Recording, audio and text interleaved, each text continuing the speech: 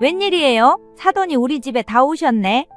사돈, 중요한 얘기가 있어서 왔어요. 바깥 사돈도 계시면 좋겠네요. 사돈, 제가 이렇게 찾아온 이유는 벌금 때문이에요. 벌금? 아, 벌금 내러 왔어요? 그럼 현금으로 줘요. 계좌이체는 싫어요. 아니요, 벌금을 내는 게 아니라 제가 현우에게 벌금을 요구하러 왔어요. 구독과 좋아요, 알람 설정 꾹 눌러주세요. 서울의 정감가고 늘 사람들의 오가는 소리가 끊이지 않는 곳이 있습니다. 이 동네에서 오늘 사연의 주인공 박명자 씨를 만날 수 있었습니다. 박 씨는 70이 넘은 나이에도 허리 한 번 굽히지 않고 당당하게 걸어다니는 그녀는 30년 전 이 동네에서 가장 큰 떡집을 운영했던 여장부였습니다. 지금은 가게를 딸에게 물려주고 은퇴했지만 그녀의 기세는 여전했습니다. 세상에 맞서 싸우지 않으면 누가 너희를 지켜주겠니? 네 권리는 네가 지켜야 해. 박 씨가 늘 딸 미경 씨에게 해주던 말이었습니다. 미경 씨는 어머니의 가르침대로 자라 42세에 당당한 커리어우먼이 되었습니다. 대기업 마케팅 부서 팀장으로 일하며 어머니의 강인함을 물려받았지만 어머니처럼 직설적이지는 않았습니다. 오히려 갈등을 피하고 중재하는 성격이었죠. 미경아, 회사에서 또 야근이니? 이러다 시집은 언제 가려고 그러니? 어머니, 요즘은 결혼이 늦어도 괜찮아요. 제 커리어도 중요하니까요. 네 나이가 몇인데 내 나이에 손주 얼굴 한번 보는 게 그렇게 어려운 소원이야? 그렇게 투정을 부리면서도 박 씨는 딸의 선택을 존중했습니다. 자신처럼 독립적인 딸이 자랑스러웠으니까요. 하지만 어느 날 미경 씨가 뜻밖의 소식을 들고 왔습니다. 어머니, 소개해드릴 사람이 있어요. 다음 주 토요일에 시간 좀 내주세요. 뭐, 누구? 설마? 네, 결혼하려고요. 남자친구를 소개해드리고 싶어요. 박 씨는 깜짝 놀랐습니다.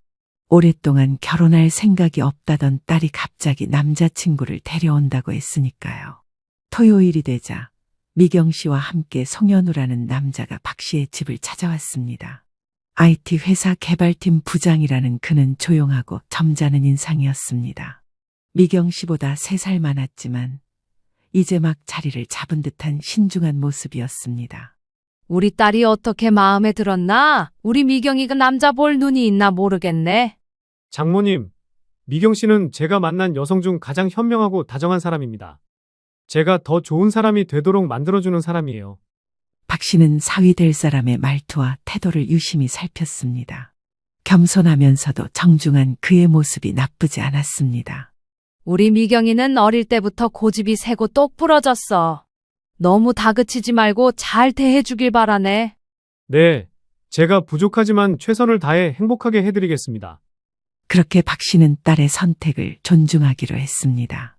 평생 자신의 방식대로 살아온 딸이니 남편 선택도 신중했을 거라 믿었기 때문입니다.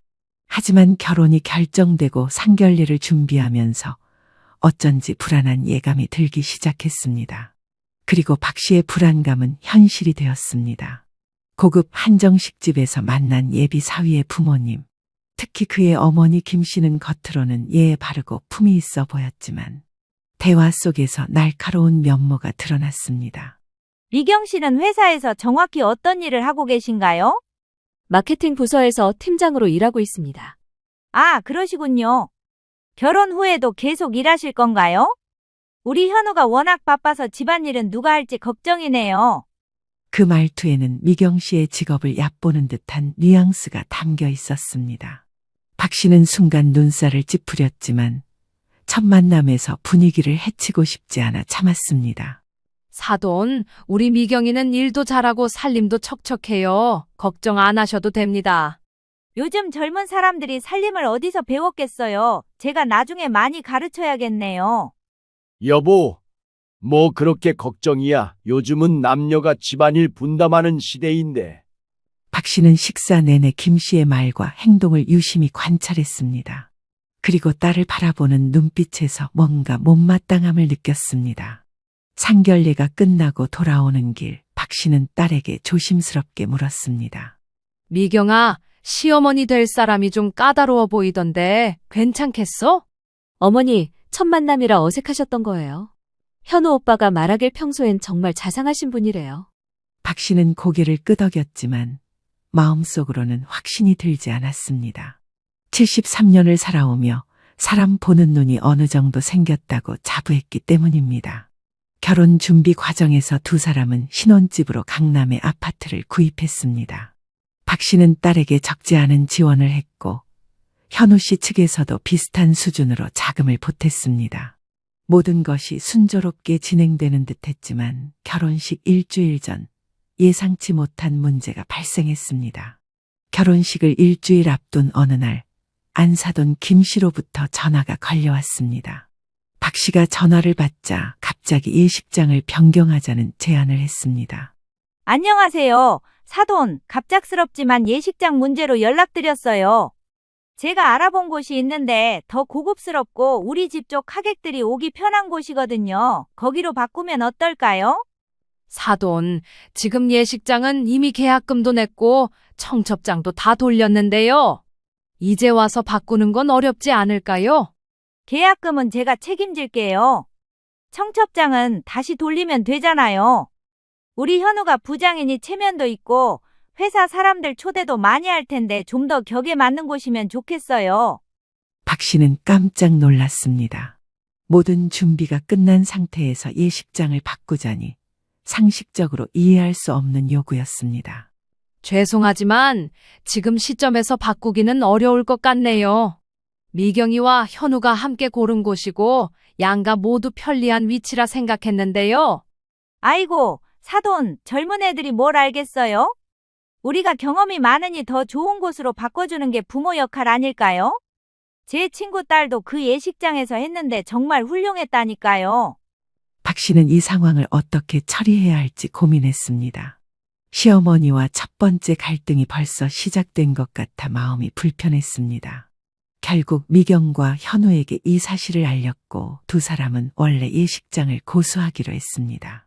어머니, 저희가 직접 시어머님께 말씀드릴게요. 걱정 마세요. 하지만 그것은 시작에 불과했습니다.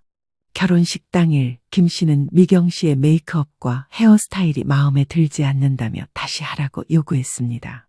이게 뭐니? 신부가 이렇게 화장하고 나가면 어떡해? 너무 진하잖아. 내가 아는 메이크업 아티스트를 불러올까? 미경 씨는 당황했지만 침착하게 대응했습니다. 어머님, 이미 시간이 많이 없어요. 이대로 진행하는 게 좋을 것 같아요. 아니, 그래도 그때 박 씨가 끼어들었습니다.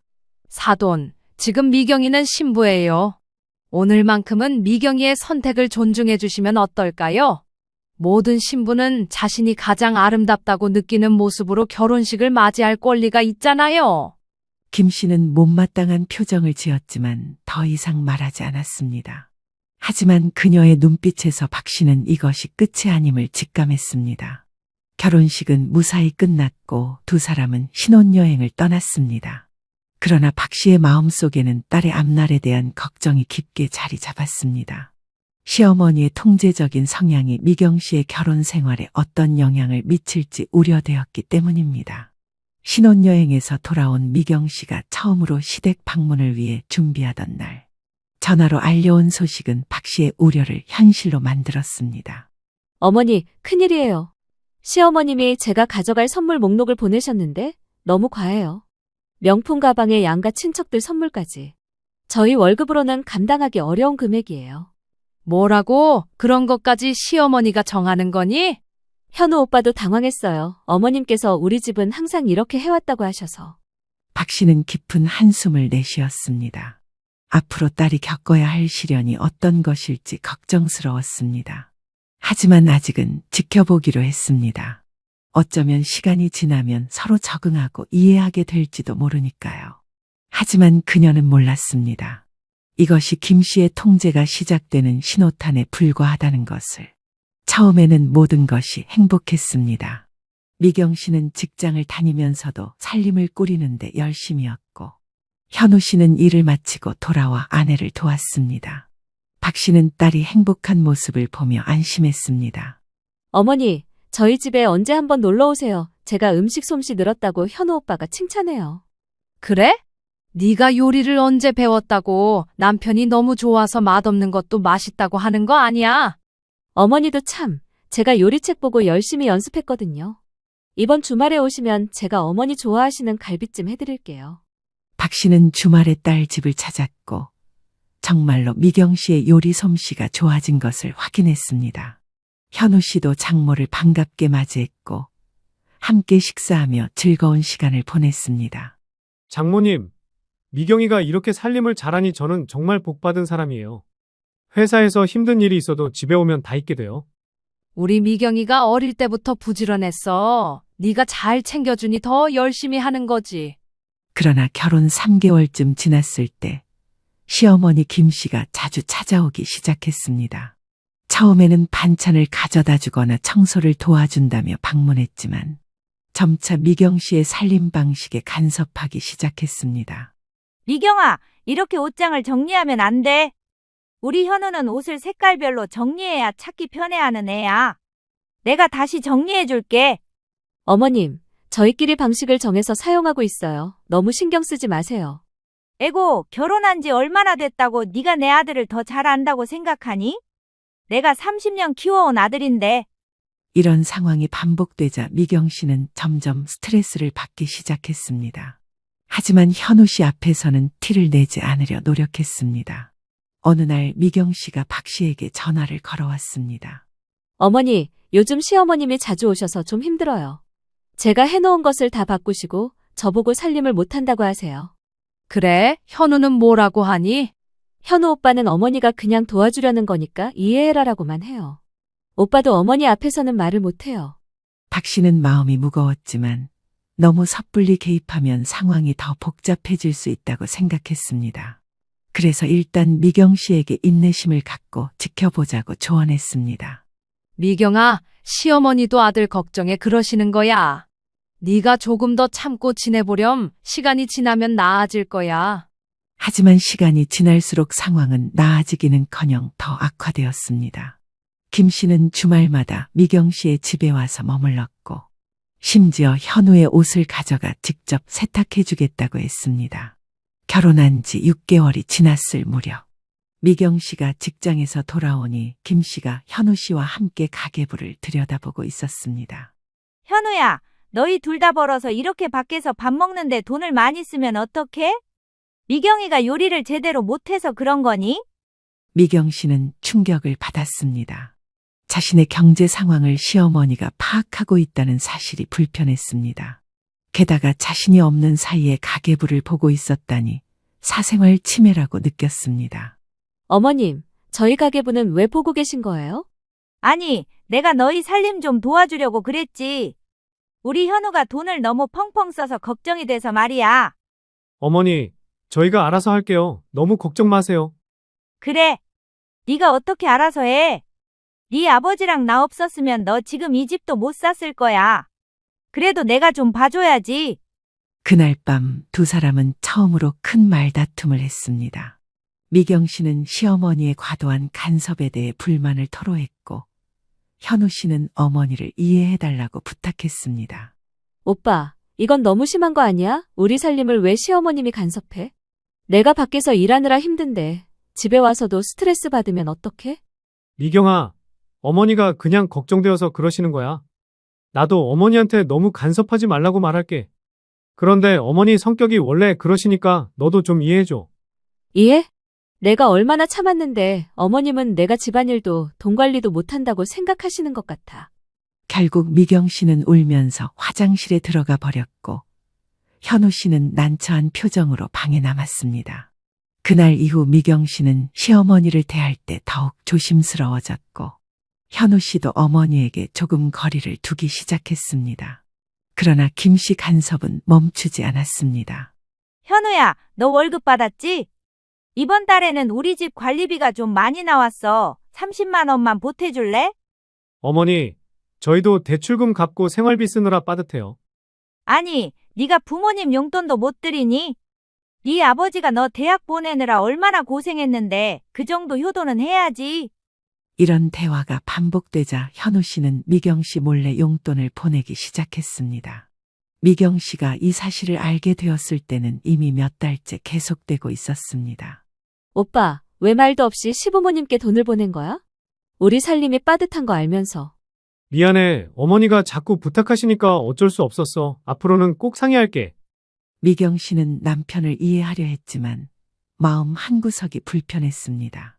시어머니가 돈에 대한 집착이 점점 심해지는 것 같았기 때문입니다.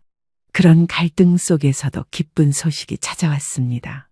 결혼 1년째 되던 해, 미경 씨가 임신을 했습니다. 현우 씨는 기뻐서 어쩔 줄 몰라 했고 박 씨도 첫 손주를 볼 생각에 설레었습니다. 어머니, 제가 임신했어요. 6주 차래요. 정말 축하한다. 내 딸 건강 챙기고 몸 조심해야 해. 내가 미역 사다 놓을게. 하지만 김 씨 반응은 조금 달랐습니다. 물론 손주가 생긴다는 소식에 기뻐했지만 그와 동시에 미경 씨의 임신 생활에 더욱 깊이 관여하기 시작했습니다. 미경아, 이제 우리 손주 가졌으니 회사 그만두는 게 어때? 직장 다니면서 애 키우기 힘들어. 어머님, 아직 초기라서 그런 결정하기엔 이른 것 같아요. 출산휴가와 육아휴직도 있으니까요. 에이, 요즘 젊은 사람들은 왜 그렇게 일에 집착하는지 모르겠어. 애가 최우선이어야지. 현우 씨는 이번에도 어머니와 아내 사이에서 중간에 끼어 난처해 했습니다. 그는 미경 씨의 선택을 존중하고 싶었지만 어머니의 의견도 무시할 수 없었습니다. 김 씨는 미경 씨의 식단까지 간섭하기 시작했습니다. 매일 아침 전화해서 무엇을 먹었는지 물어보고 주말마다 찾아와 임산부에게 좋다며 직접 음식을 해주겠다고 했습니다. 미경아, 너 오늘 아침 뭐 먹었어? 임신부는 아침에 미역국 먹어야 하는 거 몰라? 어머님, 제가 아침마다 단백질 섭취하려고 계란과 우유 먹고 있어요. 병원에서도 괜찮다고 했어요. 무슨 소리야? 병원이 다 맞는 것도 아니야. 내가 두 아이 다 건강하게 낳고 키웠는데 그 방법이 최고야. 박 씨는 딸의 상황을 걱정했지만 너무 개입하면 오히려 문제가 복잡해질 것 같아 조심스러웠습니다. 대신 주기적으로 미경에게 전화해서 건강을 챙기고 필요한 것이 있으면 언제든 도와주겠다고 했습니다. 임신 5개월째, 미경 씨는 회사에서 일하다가 갑자기 복통을 느꼈습니다. 응급실에 실려갔는데 다행히 태아는 무사했지만 미경 씨는 안정이 필요하다는 진단을 받았습니다. 현우 씨는 병원으로 달려왔고 박 씨와 김 씨도 소식을 듣고 병원을 찾았습니다. 내가 뭘 했어? 일하면서 애 가지면 이렇게 된다니까. 이제라도 회사 그만두고 집에서 쉬어. 미경 씨는 눈물이 났습니다. 그녀는 자신의 건강과 아기를 위해 최선을 다하고 있었는데 시어머니의 말은 마치 자신이 잘못한 것처럼 들렸습니다. 어머니, 지금은 미경이가 쉬어야 할 때예요. 그런 말씀은 나중에 해주세요. 내가 손주 걱정돼서 하는 말인데 네가 왜 그래? 박 씨는 더 이상 참을 수 없었습니다. 그녀는 사돈 김 씨를 병원 밖으로 데리고 나왔습니다. 사돈, 지금은 미경이가 안정이 필요한 때예요. 우리가 좀 진정하고 아이들을 도와줍시다. 제 며느리니까 제가 더 걱정하는 게 당연하지 않나요? 사돈은 왜 간섭하세요? 간섭이 아니라 도움을 주려는 거예요. 미경이가 스트레스 받으면 아기에게도 좋지 않아요. 두 사람의 갈등은 그렇게 시작되었습니다. 임신한 미경을 두고 친정어머니와 시어머니의 의견 차이가 점점 커져갔습니다. 퇴원 후 미경 씨는 의사의 권고에 따라 재택근무를 시작했습니다. 하지만 시어머니는 매일 미경 씨의 집에 와서 살림을 도와준다며 머물렀고 점점 미경 씨는 자신의 집에서도 편히 쉴 수 없게 되었습니다. 어느 날 시어머니가 미경 씨의 출산 후 아기를 데려가 키우겠다는 폭탄 선언을 했습니다. 미경아, 네가 출산하고 나면 아기는 우리 집에서 내가 키울게. 너는 회사 다니면서 주말에 보면 되잖아. 어머님, 그건 안 돼요. 제가 육아휴직 쓰고 직접 키울 거예요. 아니, 애 키우는 게 얼마나 힘든데 네가 어떻게 감당하겠어? 내가 경험이 많으니까 맡겨. 이 말을 들은 미경 씨는 그 자리에서 쓰러질 뻔했습니다. 아직 태어나지도 않은 자신의 아이를 빼앗길 것 같은 두려움이 엄습했습니다. 그날 밤 미경 씨는 현우 씨에게 울며 호소했고 현우 씨도 드디어 단호하게 말했습니다. 어머니, 우리 아이는 우리가 키울 거예요. 어머니의 도움은 감사하지만 그건 너무 지나친 요구예요. 김 씨는 아들의 반항에 크게 실망했고 며칠 동안 연락을 끊었습니다. 그러다 갑자기 찾아와 손주를 위한 물건들을 잔뜩 사왔다며 화해의 제스처를 취했습니다. 미경 씨는 안도했지만 마음속으로는 여전히 불안했습니다. 이것이 시어머니의 진심인지 아니면 잠시 물러선 전략인지 알 수 없었기 때문입니다. 그리고 그녀의 불안은 곧 현실이 되었습니다. 미경 씨는 건강한 사내아이를 출산했습니다. 두 사람은 아들의 이름을 지호라고 지었습니다. 박 씨는 첫 손주의 탄생에 기뻐하며 미경 씨의 출산 후 조리를 도왔고 시어머니 김 씨도 매일같이 병원에 와서 손주를 보며 행복해했습니다. 처음에는 모두가 아기의 탄생으로 화목한 분위기였습니다. 우리 손주 정말 예쁘네. 미경아, 잘 먹고 젖 잘 나오게 해야 해. 아이고, 사돈 말씀이 맞아요. 우리 지호 보세요. 현우를 쏙 빼닮았어요. 정말 우리 집 피를 이어받았네. 박 씨는 속으로 눈살을 찌푸렸지만 아이를 위해 티를 내지 않았습니다. 산후조리원에서 2주를 보낸 후 미경 씨는 집으로 돌아왔고 박 씨가 3주간 더 미경 씨의 집에 머물며 산후조리를 도왔습니다. 하지만 시어머니 김 씨는 박 씨가 있는데도 매일 찾아와 아기를 보겠다고 했습니다. 때로는 아침 일찍, 때로는 저녁 늦게 예고 없이 방문했죠. 미경 씨는 산후 몸조리 중이라 피곤했지만 시어머니의 방문을 막을 수 없었습니다. 미경아, 지호 내가 좀 안아볼게. 아이고, 우리 손주 왜 이렇게 울어? 기저귀 젖었나? 내가 갈아줄게. 어머님, 방금 갈아줬어요. 지호가 지금 잘 시간이라 좀 예민해요. 아니, 아이가 왜 이렇게 못해? 네가 젖을 충분히 못 먹이는 거 아니야? 분유를 먹여야 하는 거 아닐까? 박 씨는 더 이상 참을 수 없었습니다. 사돈, 아기는 엄마가 안고 있을 때 제일 편안해해요. 미경이가 지금 아기 재우려고 하니까 우리 좀 나가서 얘기할까요? 뭐라고요? 제 손주인데 왜 못 안게 해요? 사돈이 왜 자꾸 간섭하세요? 미경 씨는 두 어머니 사이에 끼어 난처했습니다. 현우 씨가 퇴근해서 돌아오자 미경 씨는 안도했습니다. 현우 씨는 상황을 파악하고 어머니를 설득했습니다. 어머니, 미경이가 아직 몸조리 중이에요. 지호도 이제 막 태어나서 생활 패턴이 안 잡혔으니까 조금만 기다려주세요. 현우야, 네 아들인데 왜 나보고 기다리래? 내가 둘 키워봤으니 내가 더 잘 알아. 어머니, 요즘은 육아 방식이 많이 달라졌어요. 저희도 책도 읽고 공부하고 있으니까 지켜봐 주세요.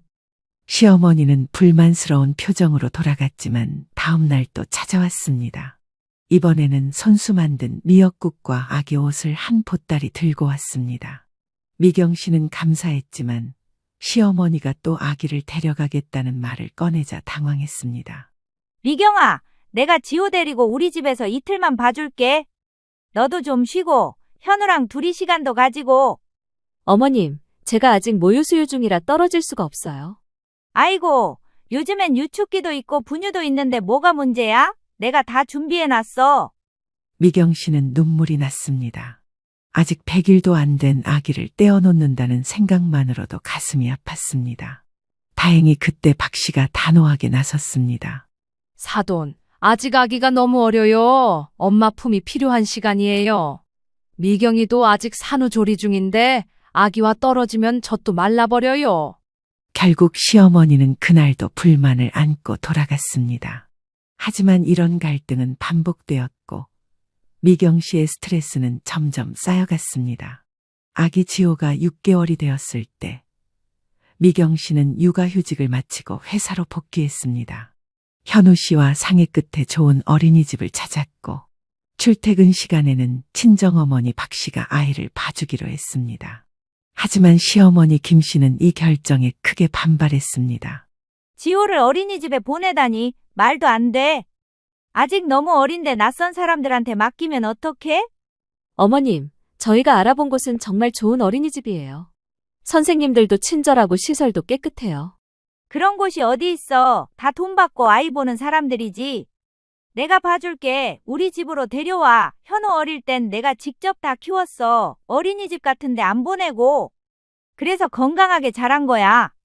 미경 씨와 현우 씨는 결국 원래 계획대로 진행하기로 했습니다.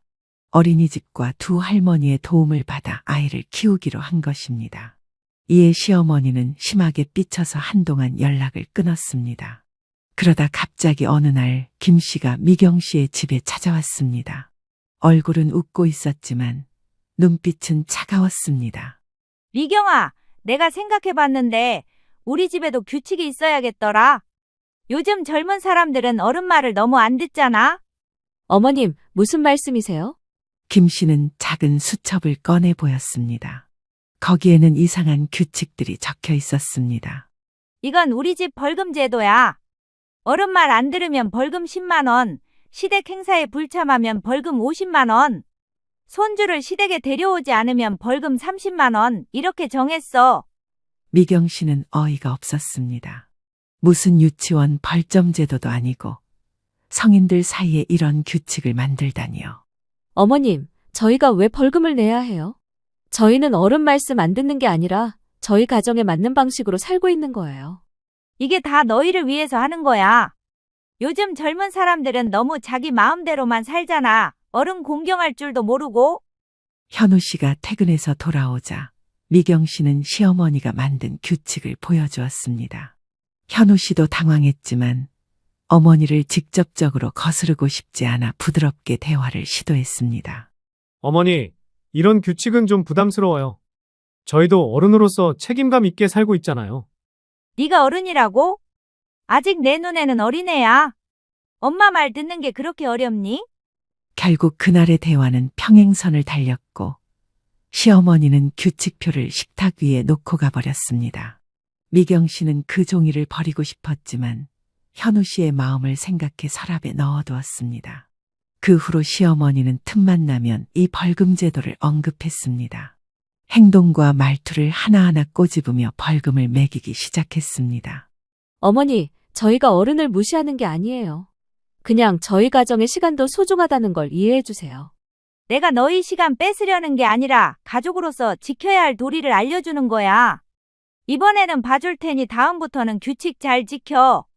어느 날 저녁, 미경 씨는 현우 씨와 진지한 대화를 나눴습니다.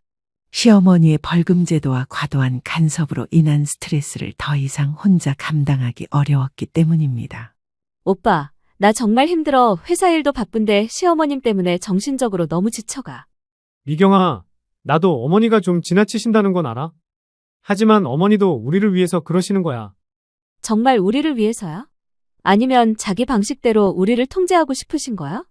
그 벌금 제도는 도대체 뭐야? 우린 어른이잖아. 우리 가정은 우리가 책임지고 있고. 현우 씨는 한숨을 쉬었습니다.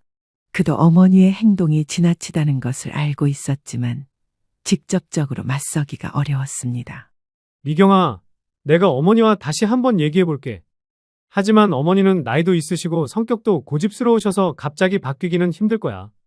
오빠는 항상 그렇게만 말해. 어머니와 얘기해 볼게. 어머니도 우리를 위해서야. 근데 실제로 달라지는 건 없어. 오빠가 중간에서 어정쩡하게 있으니까 상황이 더 안 좋아지는 것 같아. 그럼 내가 어떻게 하길 바라는데? 어머니께 대들어서 관계를 완전히 깨버리길 원해? 미경 씨는 눈물을 참으며 고개를 저었습니다. 그녀도 시어머니와의 관계가 완전히 깨지는 것은 원치 않았습니다. 하지만 이대로는 자신의 정신건강이 위험했습니다. 그냥 오빠가 조금 더 단호하게 선을 그어줬으면 해. 우리 가정은 우리가 결정하는 거라고.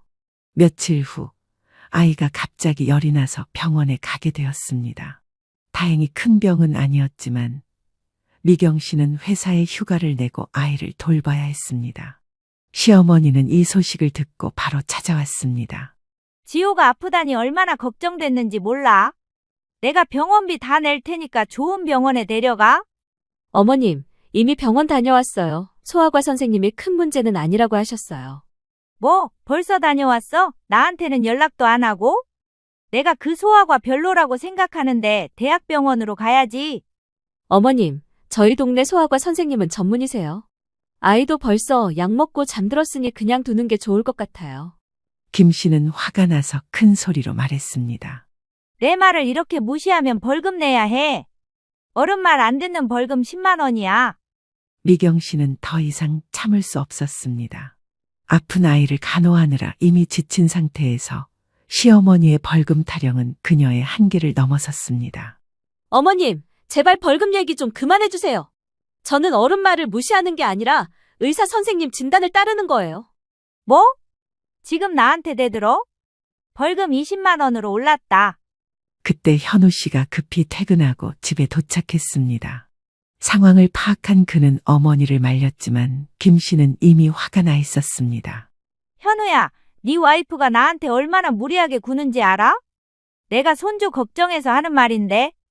현우 씨는 미경 씨와 어머니 사이에서 고민하다가 결국 미경 씨의 손을 잡았습니다. 어머니, 미경이 말이 맞아요. 지호는 이미 병원에 다녀왔고 의사 선생님 말씀대로 하는 게 맞아요. 그리고 그 벌금 제도는 이제 그만해 주세요. 저희는 어른이에요. 김 씨는 아들의 태도에 충격을 받은 듯했습니다. 그동안 현우 씨가 이렇게 자신의 뜻에 반대한 적이 없었기 때문입니다. 네가 내 말보다 와이프 말을 듣는다고? 내가 널 어떻게 키웠는데? 어머니, 이건 누구 말을 듣고 안 듣는 문제가 아니에요. 저희 가정에 대한 결정은 저희가 해야 해요. 김 씨는 분노와 배신감에 차서 집을 나갔습니다. 그리고 다음 날 미경 씨의 휴대폰으로 벌금 청구서라며 문자가 왔습니다. 병원비 명목으로 50만 원을 요구하는 내용이었습니다. 미안해. 미경아, 내가 어머니를 너무 오래 내버려뒀어. 이제는 정말 단호하게 말씀드릴게. 미경 씨는 고개를 끄덕였지만 마음 한구석에는 불안함이 있었습니다. 그 다음 날 더 큰 위기가 찾아왔습니다. 미경 씨가 회사에서 급한 업무로 야근을 하게 되어 아이를 박 씨에게 맡겼는데 김 씨가 갑자기 찾아와 아이를 데려가려고 했던 것입니다. 박 씨는 단호하게 거절했고 이에 김 씨는 크게 화를 내며 떠났습니다. 집에 돌아온 미경 씨는 그 소식을 듣고 충격을 받았습니다. 그날 밤 미경 씨는 현우 씨에게 시어머니의 행동에 대해 강력하게 항의했고 현우 씨도 더 이상 참을 수 없다며 다음 날 어머니를 만나러 가겠다고 했습니다. 하지만 시어머니를 만나고 돌아온 현우 씨의 표정은 어두웠습니다. 그는 말없이 소파에 앉아 한숨만 쉬었습니다. 오빠, 어떻게 됐어? 어머님이 뭐라고 하셨어? 미경아, 어머니가 우리 벌금 안 내면 관계를 끊겠다고 하셔. 미경 씨는 그 말을 듣고 쓰러질 것 같았습니다. 시어머니의 집착이 이 정도일 줄은 몰랐습니다. 그리고 더 큰 충격은 현우 씨가 벌금을 내기로 했다는 사실이었습니다. 미경아, 일단 이번만 내자. 어머니 마음이 풀리면 천천히 설득해 볼게. 미경 씨는 남편의 결정에 절망했습니다. 이것은 단순한 벌금 문제가 아니었습니다. 벌금 문제로 시어머니와 갈등이 깊어진 후 미경 씨의 건강이 급속도로 나빠지기 시작했습니다. 스트레스가 극에 달하면서 밤에 잠을 제대로 이루지 못했고 식욕도 떨어졌습니다. 어느 날 아침 미경 씨는 출근 준비를 하던 중 갑자기 어지러움을 느끼며 쓰러졌습니다. 미경아, 괜찮아? 정신 차려봐. 미경 씨는 간신히 눈을 떴지만 온몸에 힘이 빠져 일어날 수 없었습니다. 놀란 현우 씨는 즉시 구급차를 불렀고 미경 씨는 병원으로 실려갔습니다. 병원에서 진단 결과 미경 씨는 심한 스트레스로 인한 자율신경계 이상과 위궤양이 발견되었습니다. 의사는 미경에게 최소 2주간의 입원 치료가 필요하다고 했습니다. 현우 씨는 아내의 손을 잡고 눈물을 흘렸습니다. 미경아, 내가 미안해. 내가 너를 더 보호했어야 했는데. 오빠, 괜찮아. 그냥 너무 지쳐서 그런 것 같아. 조금만 쉬면 나아질 거야.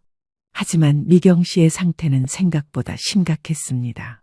의사는 현우에게 미경 씨가 심각한 스트레스 상태라며 정신적 안정이 무엇보다 중요하다고 강조했습니다. 현우 씨는 그제서야 아내가 얼마나 힘든 시간을 보내고 있었는지 깨달았습니다. 병원에 입원한 미경을 보러 박 씨가 서둘러 달려왔습니다. 딸의 창백한 얼굴을 보자 가슴이 찢어지는 듯했습니다. 미경아, 괜찮니? 엄마가 왔어. 어머니, 죄송해요. 제가 이렇게 약해서. 무슨 소리야? 네가 뭐가 미안해? 내가 너를 더 일찍 도와주지 못해서 미안하지. 박 씨는 현우 씨를 병실 밖으로 불러내 상황을 자세히 물었습니다. 현우 씨는 모든 것을 솔직하게 털어놓았습니다. 자네한테 실망이야. 우리 미경이가 그동안 얼마나 힘들었을지 생각해 봤어? 안사돈의 그런 행동은 너무 지나친 거야. 박 씨는 화가 났지만 지금은 미경 씨의 건강이 우선이라고 생각했습니다. 그녀는 병원에 머물며 미경을 간호하기로 했고 현우 씨는 집에서 지호를 돌보기로 했습니다. 하지만 시어머니 김 씨에게 미경 씨의 입원 소식이 전해지자 그녀는 즉시 병원으로 달려왔습니다. 병실에 들어서자마자 김 씨는 미경 씨가 아닌 박 씨를 노려보았습니다. 왜 저한테 연락 안 했어요? 제 며느리가 입원했다는데 사돈이 먼저 와 있고. 사돈, 지금 미경이 상태가 많이 안 좋아요. 조용히 해주세요. 미경아, 어떻게 된 거야? 많이 아파? 어디가 아픈데? 미경 씨는 시어머니의 모습에 긴장했습니다. 현우 씨가 병실로 돌아오자 김 씨는 아들에게 화를 냈습니다. 현우야, 너는 왜 엄마한테 연락도 안 했어? 이렇게 중요한 일을 내가 남들한테 듣게 만들고. 어머니, 지금은 미경이 건강이 중요해요. 제발 조용히 해주세요. 김 씨는 아들의 태도에 불만이었지만 일단 조용히 미경 씨의 상태를 지켜보았습니다. 그러나 그녀의 눈빛에는 여전히 불만과 의심이 가득했습니다.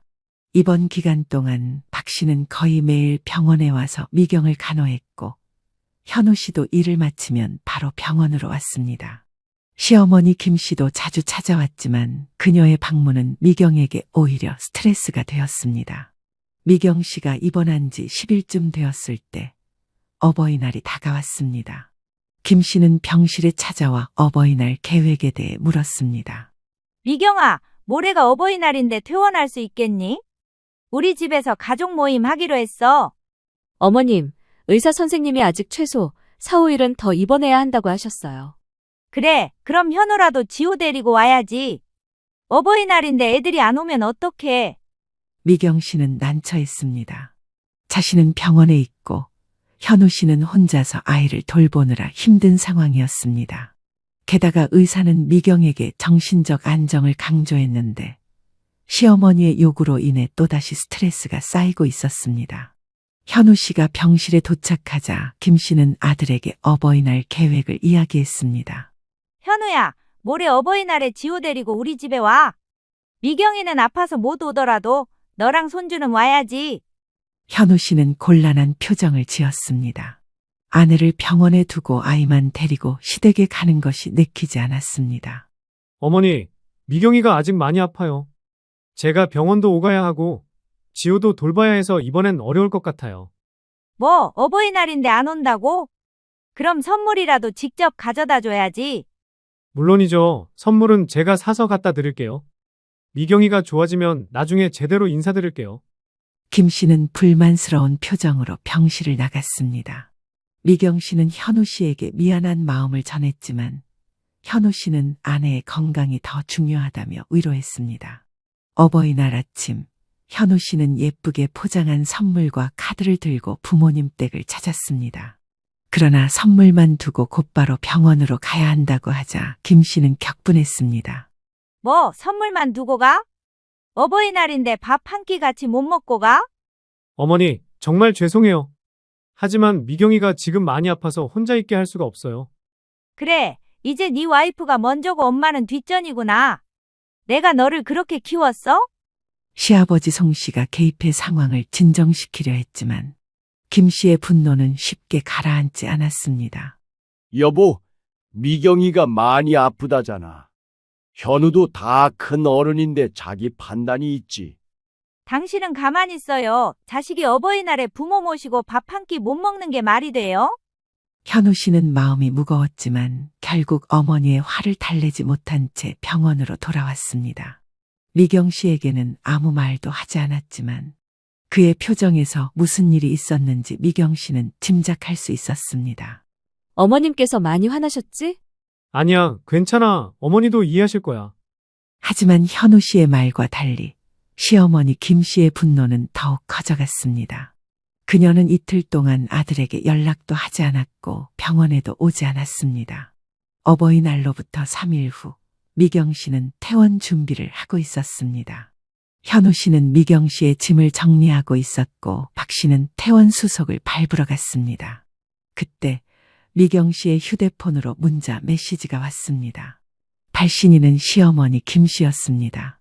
미경아, 어버이날에 시댁에 안 온 것에 대한 벌금 200만 원을 이번 주 내로 입금해. 계좌번호는 알지?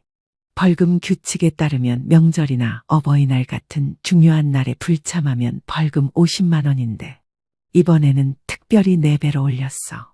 왜냐하면 네가 아프다는 핑계로 우리 현우까지 못 오게 했으니까. 미경 씨는 문자를 읽고 눈물이 왈칵 쏟아졌습니다. 자신이 정말 아파서 입원했는데도 시어머니는 그것을 핑계라고 여기고 있었습니다. 게다가 200만 원이라는 터무니없는 벌금까지 요구하다니 도저히 이해할 수 없었습니다. 현우 씨가 미경 씨의 울음소리를 듣고 달려왔습니다. 미경아, 무슨 일이야? 왜 울어? 미경 씨는 말없이 휴대폰을 건넸고 현우 씨는 어머니의 문자를 읽고 얼굴이 하얗게 변했습니다.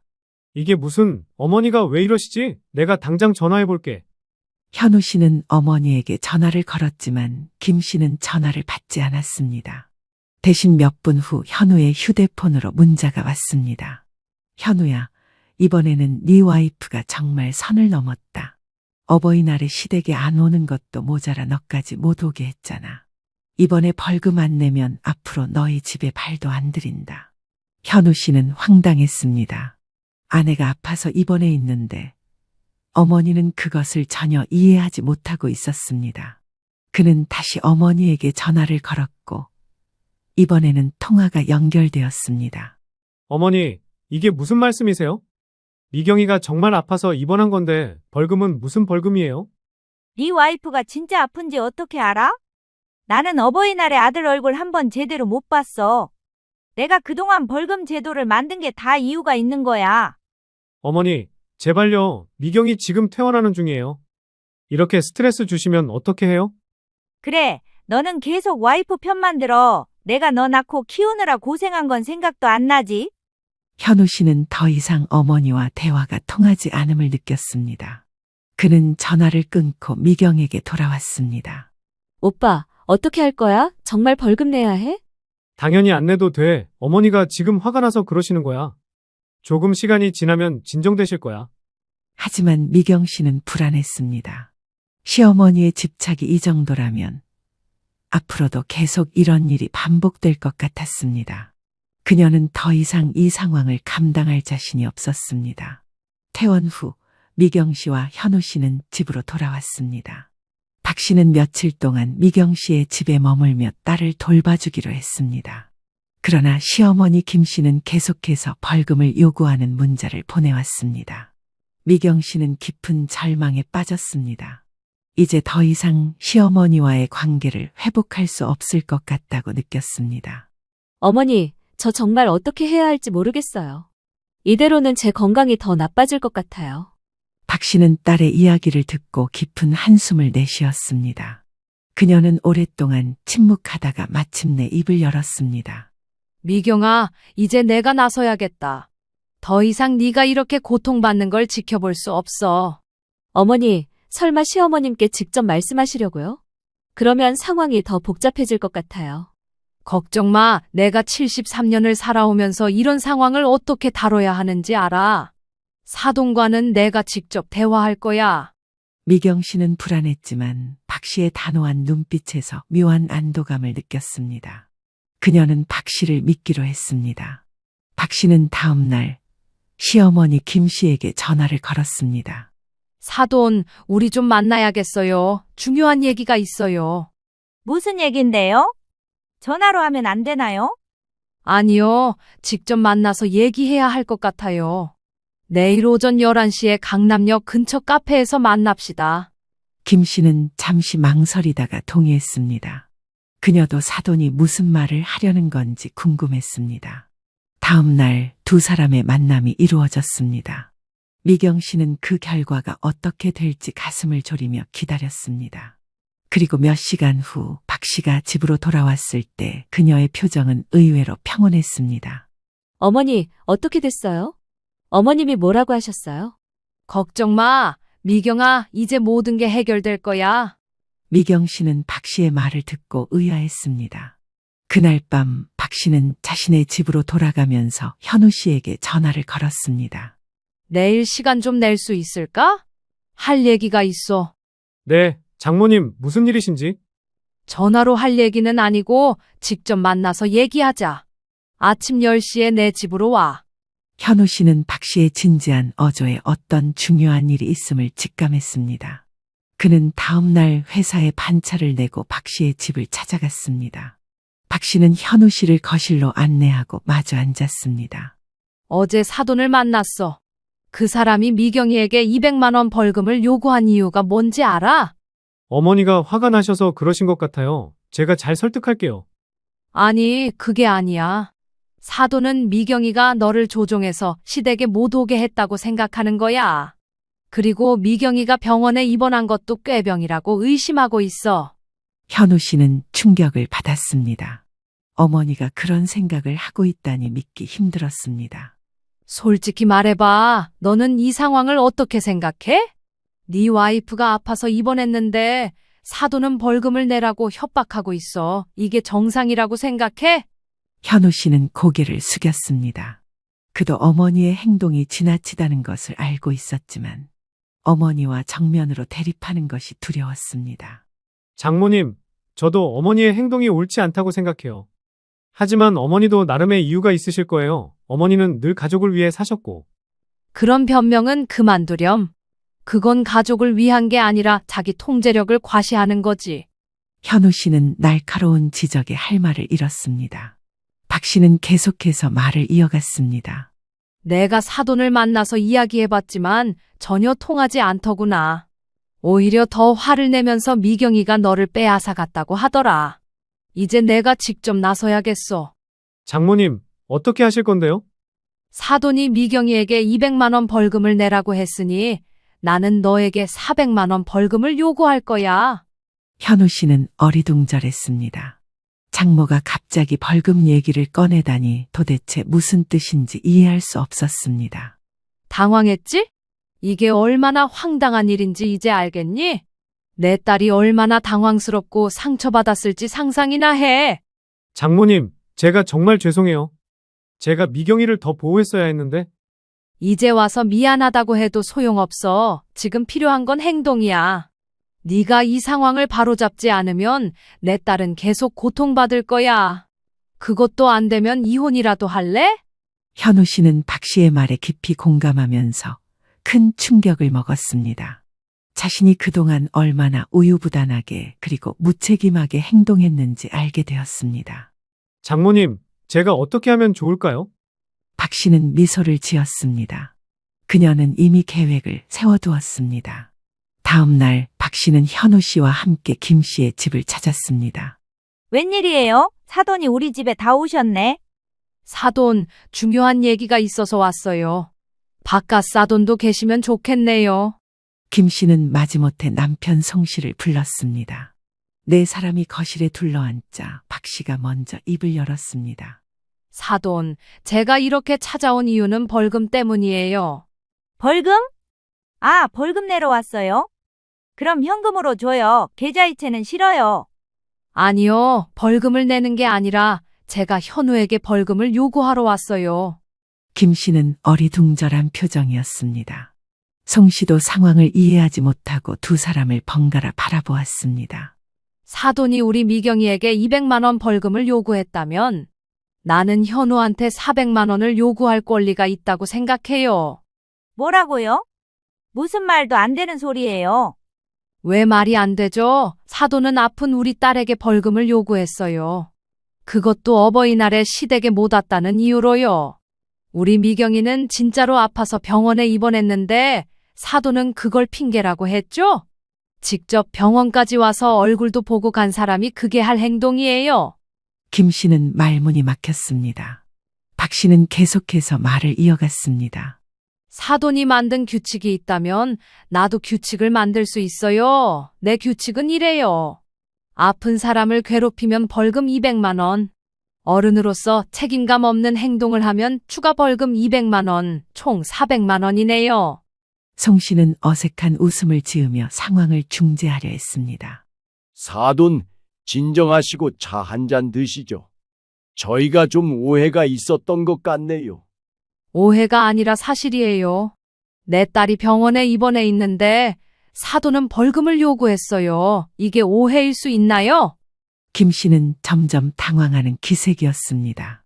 그녀는 사돈이 이렇게 강하게 나올 줄은 예상하지 못했습니다. 그건 내가 화가 나서 그랬어요. 어버이날인데 아들 얼굴도 제대로 못 봤으니까. 그럼 사돈도 인정하는군요. 화가 나서 그런 비상식적인 행동을 했다는 걸. 어른이라면 자신의 감정을 조절할 줄 알아야 하지 않을까요? 내 자식 귀한 줄 알면 남의 자식도 귀한 줄 알아야죠. 인생도 살 만큼 사신 분이 이러시면 되겠냐고요. 김 씨는 점점 기가 꺾이는 듯 했습니다.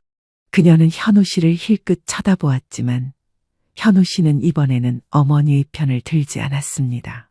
현우야, 네가 나한테 이럴 수 있어? 어머니를 존경하고 사랑하지만 이번 일은 어머니가 잘못하셨어요. 미경이도 제 아내고 어머니의 며느리예요. 서로 존중해야 해요. 박 씨는 현우 씨의 말에 만족스러운 표정을 지었습니다. 그녀의 계획대로 현우 씨가 자신의 의견을 분명히 표현한 것입니다. 자, 그럼 이제 벌금 얘기를 해볼까요? 사돈이 우리 미경이에게 200만 원을 요구했으니 현우는 저에게 400만 원을 내야겠네요. 나도 계좌이체는 싫어요. 현금으로 주세요. 말도 안 돼요. 왜 우리 아들한테 벌금을 받아요? 그럼 사돈도 우리 딸에게 벌금을 요구하면 안 되겠죠? 이제 이해가 되시나요? 잠시 침묵이 흘렀습니다. 김 씨는 고개를 숙인 채 생각에 잠겼고 송 씨는 한숨을 내쉬며 아내를 바라보았습니다. 마침내 송 씨가 입을 열었습니다. 여보, 이제 그만해. 사돈 말씀이 맞아요. 우리가 좀 지나쳤어요. 당신까지 그런 말을 해요? 여보, 솔직히 당신이 요즘 며느리한테 너무 심했어. 벌금이니 규칙이니 하는 것도 너무 유치하고 지나쳤고, 우리 아들, 며느리도 다 어른인데 그렇게 대하면 안 돼. 김 씨는 남편의 말에 더 이상 반박하지 못했습니다. 그녀도 내심 자신이 지나쳤다는 것을 알고 있었습니다. 다만 인정하기가 쉽지 않았을 뿐입니다. 사돈, 우리 이제 서로 벌금 같은 이상한 규칙은 모두 없애는 게 어떨까요? 우리는 다 어른이고 서로의 선택을 존중해야 해요. 김 씨는 잠시 침묵하다가 고개를 들었습니다. 그녀의 눈에는 눈물이 맺혀 있었습니다. 사실 내가 현우를 너무 놓치기 싫었나 봐요. 내 아들인데 결혼하고 나니까 점점 멀어지는 것 같아서. 그 마음 이해해요. 저도 미경이가 결혼하고 나서 많이 보고 싶었어요. 하지만 우리 자식들은 이제 자기 가정을 꾸려가는 어른들이에요. 우리가 너무 간섭하면 오히려 더 멀어질 수 있어요. 김 씨는 눈물을 훔치며 고개를 끄덕였습니다. 송 씨는 아내의 어깨를 토닥이며 위로했습니다. 어머니, 제가 어머니를 소홀히 한 것 같아 죄송해요. 하지만 그렇다고 미경이를 괴롭히는 건 해결책이 아니에요. 저희 가족을 사랑해 주시되 저희 가정을 존중해 주세요. 김 씨는 아들의 진심 어린 말에 더 이상 강경하게 나올 수 없었습니다. 그녀는 천천히 고개를 끄덕였습니다. 알았어, 내가 좀 심했던 것 같구나. 미경이한테 사과해야겠다. 박 씨는 미소를 지었습니다. 그녀의 계획은 성공한 것 같았습니다. 며칠 후 김 씨는 미경 씨의 집을 찾아왔습니다. 그녀는 손에 정성스럽게 싼 선물 보따리를 들고 있었습니다. 미경 씨가 문을 열자 김 씨는 어색하게 웃으며 인사했습니다. 미경아, 좀 괜찮아졌니? 네, 어머님, 많이 좋아졌어요. 그래, 다행이구나. 내가 미안해. 네가 아픈데 내가 이상한 벌금 타령을 했구나. 정말 미안해. 미경 씨는 시어머니의 진심 어린 사과에 놀랐습니다. 이전까지 시어머니가 이렇게 솔직하게 사과한 적은 없었기 때문입니다. 아니에요. 어머님, 저도 제 상황만 생각하고 어머님 마음을 이해 못했네요. 아니야, 내가 잘못한 거야. 내가 너무 현우를 놓치기 싫어서 이상한 행동을 했어. 이제부터는 너희 가정을 존중할게. 그날 이후 김 씨는 정말로 달라졌습니다.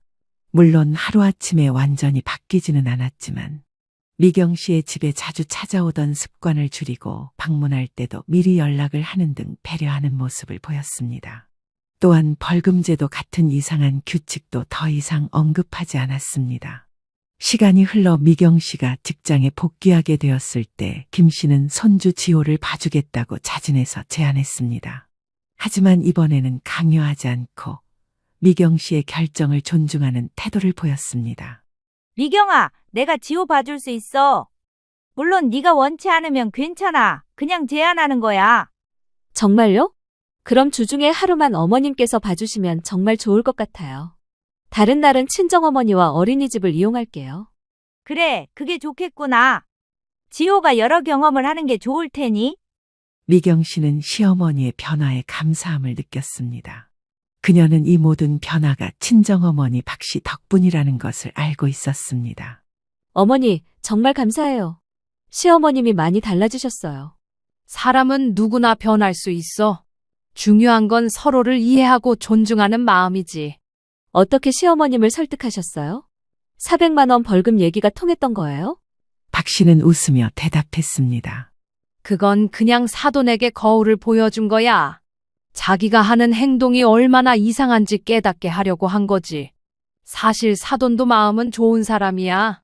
다만 아들에 대한 집착이 너무 커서 그랬던 거야. 정말 대단하세요. 저도 어머니처럼 현명한 어른이 되고 싶어요. 그럴 필요 없어. 너는 너대로 잘하고 있어.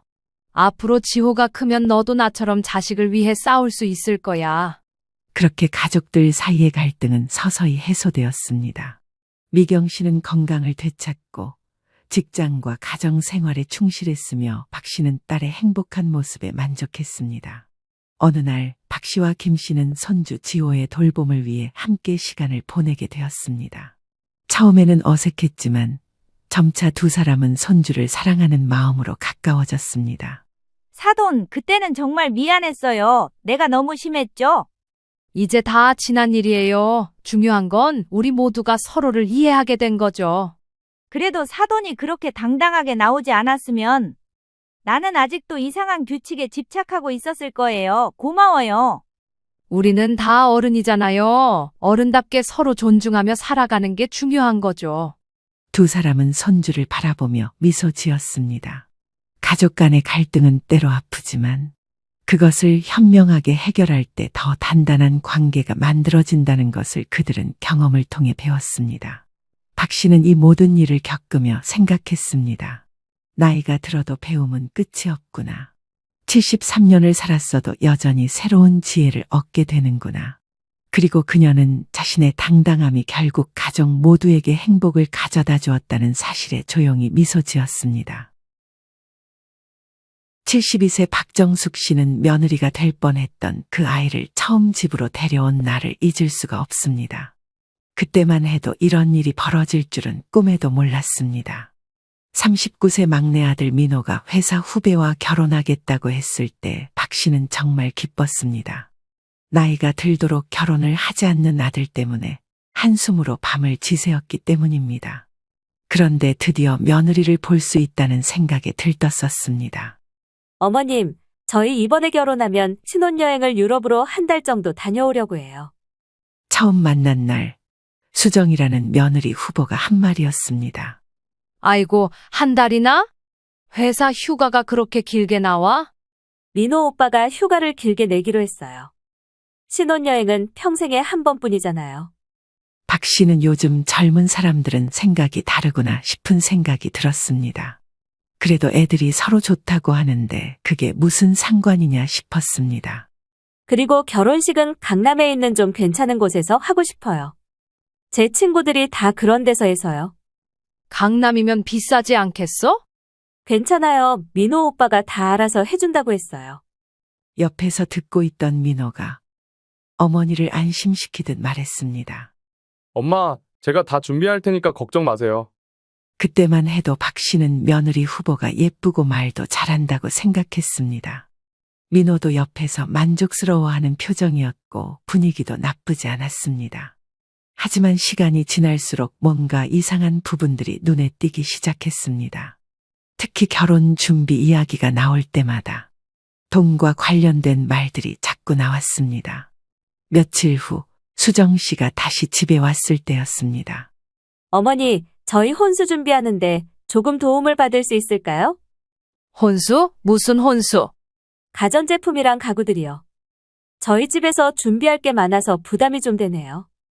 박 씨는 수정 씨의 말에 당혹감을 감출 수 없었습니다. 예로부터 신랑이 집을 해오면 신부가 혼수를 해왔기 때문입니다. 그런 건 원래 신랑 측에서 집을 하고 신부 측에서 준비하는 거 아니야? 박 씨는 마음 한편으로는 뭔가 이상하다는 생각이 들었습니다. 70년 넘게 살면서 결혼하는 사람들을 많이 봐왔는데 이런 식으로 하는 집안은 본 적이 없었기 때문입니다. 이런 말을 들으니 박 씨는 수정 씨와의 첫 만남에서 불안감이 느껴졌습니다. 그리고 시간이 지날수록 더욱 커져가기만 했습니다. 며느리 후보가 집에 오는 횟수가 늘어날 때마다 이상한 요구들도 함께 늘어났기 때문입니다. 어머님, 저희가 예식장 알아보는데 좀 도와주실 수 있을까요? 어느 날 수정 씨가 또 다른 부탁을 꺼냈습니다. 도와준다는 게 뭘? 계약금이 좀 필요해서요. 민호 오빠 통장 잔고가 좀 부족하더라고요. 박 씨는 깜짝 놀랐습니다. 민호는 20년 가까이 성실하게 일해온 아들이었기에 통장 잔고가 부족하다는 말이 이해가 가지 않았습니다. 민호가? 그럴 리가 없는데? 엄마, 아파트 대출금 때문에 여유가 없어요. 도와달라는 게 아니라 잠깐 빌려달라는 거예요. 민호가 수정 씨를 감싸며 설명했습니다. 하지만 박 씨는 뭔가 이상하다고 생각했습니다. 얼마나 필요한데? 500만 원 정도면 될 것 같아요. 나중에 결혼 축의금으로 다 갚을 수 있을 거예요. 박 씨는 수정 씨의 말에 할 말을 잃었습니다. 아직 결혼도 안 했는데 벌써 돈을 빌려달라는 것도 이상했고 축의금으로 갚겠다는 말도 뻔뻔하게 들렸습니다. 그날 저녁 수정 씨가 돌아간 후 박 씨는 큰아들 민수에게 전화를 걸었습니다. 민수야, 네 동생 여자친구가 좀 이상한 것 같아. 왜요? 무슨 일 있어요? 자꾸 돈 이야기를 하더라고. 오늘은 예식장 계약금 500만 원을 빌려달라더라. 에이, 그럴 리가요. 민호가 돈이 없을 턱이 없는데요. 박 씨는 큰아들에게 그동안 있었던 일들을 자세히 설명했습니다. 유럽 신혼여행 이야기부터 시작해서 강남 예식장, 혼수 부담 요구까지 말입니다. 그러자 큰아들도 이상함을 감지한 건지 박 씨에게 말했습니다. 어머니, 그거 좀 이상하네요. 제가 민호한테 한번 물어볼게요. 다음 날 큰아들 민수는 동생인 민호 씨를 만나서 이야기를 나눴습니다. 야, 수정이가 엄마한테 돈 빌려달라고 했다며? 형, 그게 아니라 예식장 계약금이 급해서 그런 거야. 너 통장에 돈 없어? 있긴 한데 수정이가 신혼여행 비용도 모아야 하고 해서. 민호의 말에 민수는 뭔가 이상하다고 생각했습니다. 동생이 결혼 준비 때문에 스트레스를 많이 받는 것 같았기 때문입니다. 민호야, 혹시 수정이가 다른 요구도 했어? 다른 요구라니? 결혼 비용 분담이라든지 그런 거 말이야. 아, 그건 요즘 다 그렇게 해. 형도 결혼할 때 그랬잖아. 야, 나는 안 그랬어. 처가 쪽에서 혼수는 모든 걸 다 준비해줬다고. 민호는 형의 말에 당황한 표정을 지었습니다. 수정 씨가 말한 것과 다른 이야기였기 때문입니다. 한편 박 씨는 혼자 생각할 시간이 많아졌습니다. 며느리 후보의 행동들을 하나하나 떠올려 보니 의심스러운 부분들이 더더욱 많았습니다. 처음 만났을 때부터 돈과 관련된 이야기만 계속 나왔습니다. 사랑하는 사람과 결혼한다면서 왜 돈 이야기만 하는지 이해가 가지 않았습니다. 게다가 민호의 반응도 이상했습니다. 평소 알던 아들의 모습과는 달랐습니다. 수정 씨 앞에서는 꼼짝도 못하고 무슨 말을 해도 그녀 편만 들었습니다. 사랑해서 그렇다고 생각했지만 등골이 오싹한 게 불안하기만 했습니다. 잊으려고 해도 박 씨의 불안감은 쉽게 가라앉지 않았습니다. 70년 넘게 살면서 쌓인 경험과 직감이 계속 경고음을 울리고 있었기 때문입니다. 그러던 중 결정적인 순간이 다가왔습니다. 바로 수정 씨 부모님을 만나는 상견례 날이었습니다. 엄마, 다음 주 토요일에 수정이 부모님이랑 만나기로 했어요. 어디서? 저희 집에서 하면 어때요? 수정이 부모님도 그러고 싶다고 하시고, 박 씨는 며느리 후보의 부모님들이 어떤 분들일지 궁금했습니다. 드디어 상견례 날이 되었습니다. 박 씨는 새벽부터 일어나서 음식 준비에 바빴습니다. 수정 씨 부모님을 처음 만나는 자리였기에 평소보다 정성스러운 마음으로 식사 준비를 했습니다. 그런데 막상 마주하게 된 그 사람들은 박 씨가 상상도 못했던 말들을 서슴없이 내뱉었습니다. 그때서야 박 씨는 이 가족이 어떤 사람들인지 깨달을 수 있었습니다. 가족이 되는 게 아닌 돈을 받아내려는 사람들이라는 걸 말입니다. 민호야, 몇 시에 오신다고 했지? 12시에 오신다고 했어요. 수정이랑 같이 오실 거예요. 박 씨는 갈비찜부터 시작해서 여러 가지 반찬들을 차렸습니다. 며느리가 될 아이의 부모님을 만나는 건 처음이라 긴장도 되고 설레기도 했습니다. 정확히 12시에 초인종이 울렸습니다. 민호가 현관문을 열자 수정 씨와 함께 부부가 들어왔습니다. 수정 씨의 부모님은 문을 열고 들어오며 처음 뵙겠습니다 하고 인사했습니다. 어서 오세요. 오시느라 고생 많으셨어요. 인사를 나누고 거실에 앉아서 대화를 시작했습니다. 처음에는 일반적인 안부 인사들이 오갔습니다. 수정 씨의 부모님과의 분위기도 나쁘지 않았기에 박 씨는 마음을 놓기 시작했습니다. 그런데 식사를 시작하자마자 수정 씨 아버지가 갑자기 충격적인 말을 꺼냈습니다. 이번 결혼 비용은 어떻게 나눌까요? 그 순간 박 씨는 수저를 든 손이 멈췄습니다. 밥을 먹으면서 갑자기 돈 이야기를 하다니 귀를 의심했습니다. 결혼 비용이요? 예식장이랑 스드메, 베베 금식, 신혼여행비까지 해서 한 5천만 원 정도 나올 것 같은데요. 절반씩 부담하면 어떨까 해서요. 박 씨는 입이 떡 벌어졌습니다. 이런 이야기를 상견례 자리에서 직접적으로 꺼내는 사람들을 본 것은 처음이었습니다. 그런 이야기는 미리 아이들끼리 상의했어야 하는 것 아닌가요? 아, 저희는 당연히 그럴 줄 알았는데요. 요즘 다 그렇게 하던데요. 박 씨는 당황했습니다. 정말 요즘은 그렇게 하는 건지 의문이 들었을 지경입니다. 그리고 신혼집 가전제품들도 반반씩 사면 좋겠어요. 저희가 리스트 작성해 왔거든요. 수정 씨의 부모님은 그렇게 말하면서 박 씨에게 종이 2장을 꺼내 건넸습니다. 거기에는 냉장고, 세탁기, 에어컨부터 시작해서 전자레인지, 청소기, 심지어 쌀통까지 빼곡히 적혀 있었습니다. 이게 다 뭔가요? 신혼집에 필요한 물건들이요. 다 합치면 한 2천만 원 정도 될 것 같은데 이것도 반반씩 하면 어떨까요? 박 씨는 할 말을 잃을 수밖에 없었습니다. 결혼 비용 5천만 원에 가전제품 2천만 원까지.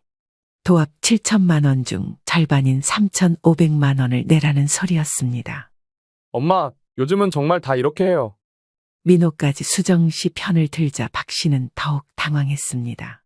민호야, 그런 이야기는 미리 엄마한테 말해줬어야 하는 거 아니야? 수정이가 말하는 게 맞아요. 요즘 결혼하는 사람들 주변에서 물어보면 다 그렇게 한다고 하더라고요. 박 씨는 아들이 완전히 수정 씨 편에 서 있다는 걸 깨달았습니다. 그동안 며느리 후보가 아들을 어떻게 설득했는지 짐작이 갔습니다. 저희는 딸 하나뿐이라 아껴서 키웠어요. 그러니까 혼수도 넉넉하게 준비해 주시고 결혼식도 체면 있게 치러주셨으면 좋겠어요. 체면 있게요? 네, 저희 친척들이나 친구들이 많이 올 텐데 너무 소박하면 안 되잖아요. 강남에서 하기로 한 것도 그런 이유예요. 박 씨는 점점 숨이 막혔습니다. 마치 자신들이 뭔가 특별한 호의를 베푸는 것처럼 말하는 게 이해가 가지 않았습니다. 그리고 결혼 날짜를 좀 앞당기고 싶은데요. 올해 가을쯤으로요. 심지어 결혼 날짜를 당기고 싶다는 말에 박 씨는 당혹스러운 얼굴을 했습니다. 가을이면 당장 몇 달 남지도 않았는데요? 저희가 내년 봄에 사업적으로 중요한 스케줄이 있어서요. 그 전에 해치워 버리고 싶어요. 박 씨는 해치워버린다고 표현하는 것에 기가 막혔습니다. 결혼이 그렇게 해치우고 말고 할 정도의 작은 행사인가 싶었습니다. 결혼은 급하게 하는 게 아니라고 생각하는데요. 준비할 것도 많고. 뭘 그렇게 오래 준비해요? 돈만 있으면 다 되는 거 아닌가요? 박 씨는 이 말을 듣자마자 이 가족이 어떤 사람들인지 확실히 알 것 같았습니다. 그때 수정 씨가 조용히 말했습니다. 저는 결혼을 좀 더 늦췄으면 해요. 수정 씨의 말에 거실 분위기가 이상해졌습니다.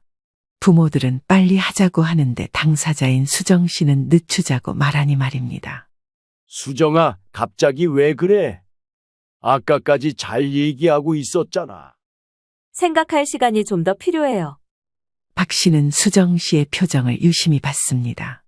자세히 보니 이런 상황 자체를 불편해하는 것 같았습니다. 박 씨는 수정 씨의 얼굴을 보며 어쩌면 이 모든 게 수정 씨 본인의 생각이 아니라 부모들의 강요였을 수도 있다는 생각이 들었습니다. 상견례가 끝나고 수정 씨 가족이 돌아간 후 집안은 순식간에 전쟁터가 되었습니다. 박 씨는 아직도 믿어지지 않는다는 표정이었고 민호는 어머니의 반응에 당황해하고 있었습니다. 민호야, 이게 도대체 무슨 일이야? 엄마, 왜 그러세요? 뭐가 문제예요? 뭐가 문제냐고? 결혼 비용을 계산적으로 반반 내자는 게 문제가 아니야? 엄마, 요즘은 정말 다 그래요. 수정이도 그렇고 수정이 부모님도 그렇고 다들 당연하다고 생각하시는 걸로요. 박 씨는 아들이 완전히 수정 씨 편에 서 있다는 걸 다시 한번 확인했습니다. 박 씨가 평소 알던 아들의 모습과는 너무 달랐습니다. 너 정말 3,500만 원을 낼 생각이야? 그게 뭐 그렇게 큰 돈인가요? 저도 벌고 있는데. 큰 돈이 아니라고? 너 혼자 벌어서 그 돈 마련할 수 있어? 엄마가 도와주시면 되잖아요. 박 씨는 아들의 말에 기가 막혔습니다. 처음부터 박 씨의 돈을 쓸 생각이었던 것입니다. 나한테 왜 그런 돈을 요구해? 요구가 아니라 도움을 받는 거죠. 형이 결혼할 때도 엄마가 도와주셨잖아요. 형은 그런 식으로 안 했어. 신부 측에서 혼수는 모든 걸 다 준비해줬다고. 그때랑 지금이랑은 다르다니까요. 박 씨는 더 이상 대화가 되지 않는다고 판단하고 큰아들 민수에게 전화를 걸었습니다. 민수야, 급하니까 지금 당장 와라. 무슨 일이에요? 와서 내 동생 좀 말려라. 정신이 나갔어. 1시간 후 민수가 급하게 집에 왔습니다. 박 씨는 상견례에서 있었던 일을 처음부터 끝까지 자세히 설명했습니다. 민호야, 그게 정말이야? 형, 엄마가 너무 과장해서 말씀하시는 것 같은데. 과장이 아니라 사실대로 말해봐. 수정이 부모님이 정말 그런 말씀을 하셨어? 그냥 결혼 비용 얘기를 한 거야. 요즘은 다 그렇게 해. 야, 나 결혼할 때는 안 그랬어. 형순에서 모든 걸 다 준비해줬다고. 형은 운이 좋았던 거고. 민수는 동생의 말에 어이가 없었습니다. 상식적으로 이해가 가지 않는 상황이었기 때문입니다. 민호야, 혹시 수정이가 다른 남자랑도 이런 식으로 했을 가능성은 생각해봤어? 무슨 소리를 하는 거야? 수정이는 그런 사람이 아니야. 그러게 말이야. 보통 사람이라면 그런 식으로 하지 않아. 엄마, 수정이를 너무 나쁘게 생각하지 마세요. 박 씨는 아들이 수정 씨에게 완전히 홀린 것 같다고 생각했습니다. 평소 똑똑하던 아들이 이렇게 판단력을 잃을 줄은 몰랐습니다. 그때 민호의 휴대폰이 울렸습니다. 수정 씨에게서 온 전화였습니다. 여보세요, 수정아. 오빠, 우리 부모님이 너무 심했던 것 같아요. 죄송해요. 아니야, 괜찮아. 우리 엄마가 이해를 못 하시는 것 같아. 오빠, 저도 사실 부담스러워요. 부모님이 너무 서두르시는 것 같고. 박 씨와 큰아들 민수는 민호의 통화 내용을 귀담아 들었습니다. 수정 씨가 뭔가 미안해하는 것 같았습니다. 수정아, 우리 만나서 얘기하자. 네, 그럴게요. 전화를 끊고 민호가 말했습니다. 수정이도 미안해해요. 부모님이 너무 성급하게 말씀하신 것 같다고. 그래? 그럼 수정이 본인 생각은 어떤데? 좀 더 천천히 하고 싶어 해요. 박 씨는 이 말을 듣고 조금 희망이 생기는 느낌을 받았습니다. 적어도 박 씨는 수정 씨 본인은 자신의 부모들과 생각이 다를 수도 있겠다는 생각이 들었습니다. 민호야, 그럼 수정이랑 만나서 정확히 얘기해봐. 정말 수정이 본인 생각인지 부모님 생각인지 확실히 하고. 알겠어, 형.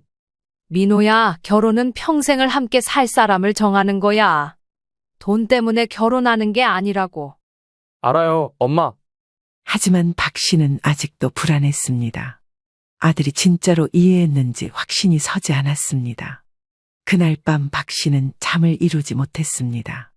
상견례에서 있었던 일들이 계속 머릿속을 맴돌았습니다. 특히 수정 씨 부모들의 태도가 너무 충격적이었습니다. 결혼을 해치워 버린다고 표현하고 돈만 있으면 다 된다고 생각하는 사람들과 사돈을 맺는다는 게 상상이 되지 않았습니다. 박 씨는 다음 날 아침 민수에게 다시 전화를 걸었습니다. 민수야, 내 동생 일이 너무 걱정돼. 엄마, 민호도 어른인데 알아서 판단하겠죠. 그게 아니라 수정이한테 완전히 휘둘리고 있어. 평소 민호 같지가 않아. 그럼 제가 민호랑 한번 더 얘기해 볼게요. 박 씨는 큰아들의 말에 조금 안심했습니다. 민호는 박 씨의 말을 듣지 않는 상황이었기에 걱정이 많이 되었기 때문입니다. 그런데 큰아들 민수도 이야기해보겠다고 하니 조금 안심되는 것 같았습니다. 민수는 박 씨와의 약속대로 며칠 후 민호를 따로 만났습니다. 회사 근처 카페에서 형제끼리만 진솔한 대화를 나누기로 한 것입니다. 민호야, 수정이랑 얘기해 봤어? 응, 어제 만났어. 어떻게 나왔어? 수정이도 부모님이 너무 성급하게 하신 것 같다고 하더라고. 미안하다고 했어. 민수는 동생의 말을 듣고 뭔가 이상하다는 생각이 들었습니다. 정말 수정 씨 본인은 그런 생각이 없다면 왜 부모들이 그렇게 나왔을까 하는 의문이 생겼습니다. 그럼 수정이 본인은 어떻게 하고 싶어 해? 좀 더 천천히 하고 싶다고 해. 결혼 비용도 굳이 반반 안 해도 된다고 하고. 정말? 물론이지. 나도 수정이 말 듣고 안심했어. 하지만 민수는 여전히 의심스러웠습니다. 그래서 동생 모르게 수정 씨에 대해 알아보기로 결심했습니다. 이틀 후 민수는 평소 알고 지내던 회사 선배 이 과장에게 연락했습니다. 이 과장은 여러 회사를 거치면서 인맥이 넓은 사람이었습니다. 이 분야 자체가 그렇게 넓은 편이 아니었기에 몇 번만 거치면 알 수 있을 것 같아 연락했습니다. 과장님, 혹시 김수정이라는 사람 아세요? 김수정? 어느 회사? 동생이 다니는 회사 후배라고 하는데 34살이고 결혼 얘기가 나와서요. 아, 잠깐만, 김수정? 혹시 그 사람 키가 좀 크고 얼굴이 하얀 편이야? 네, 맞는 것 같은데요. 민수야, 그 사람 조심해야 할 것 같은데. 민수는 이 과장의 말에 깜짝 놀랐습니다. 왜요? 뭔가 문제가 있나요? 내가 아는 후배가 작년에 그 사람 때문에 고생했어. 결혼 얘기하다가 안 좋은 일이 있었거든. 안 좋은 일이요? 결혼 비용을 반반 내자고 하고 가전제품도 반반 사자고 하고 심지어 혼수까지 남자 측에서 준비하라고 했다더라고. 민수는 이 과장의 말에 소름이 돋았습니다. 지금 동생이 겪고 있는 상황과 똑같았기 때문입니다. 그래서 어떻게 됐어요? 다행히 그 후배가 정신 차리고 헤어졌지. 알고 보니까 그 집안이 원래 그런 식으로 하는 집이더라고. 그런 식이라니요? 딸을 시집 보내면서 돈을 받아내는 거야. 요즘 젊은 남자들이 결혼하기 어려우니까 그걸 이용하는 거지. 이 과장의 말에 민수는 충격을 받았습니다. 설마 했던 일이 현실로 드러난 것입니다. 과장님, 혹시 그 후배 연락처를 알 수 있을까요? 직접 얘기를 들어보고 싶어서요. 그래, 연락해볼게. 아마 얘기해 줄 거야.